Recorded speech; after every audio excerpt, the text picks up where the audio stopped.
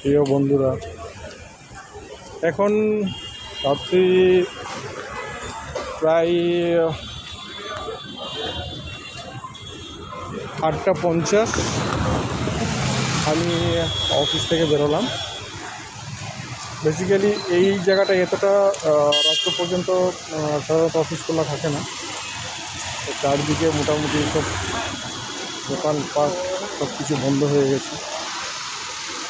ভালোও লাগছে সব এত এই জায়গাগুলো দিনের বেলা এত ভিড় থাকে, এত যানজট থাকে। এখন পুরো ফাঁকা, একদম ফাঁকা, বিশ্বাসই করা যাচ্ছে না।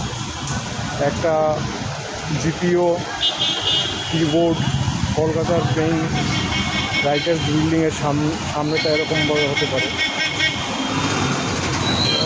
যাই হোক, এই দিকটাতে একটু আবার ভিড় আছে, একটু ভিড় আছে।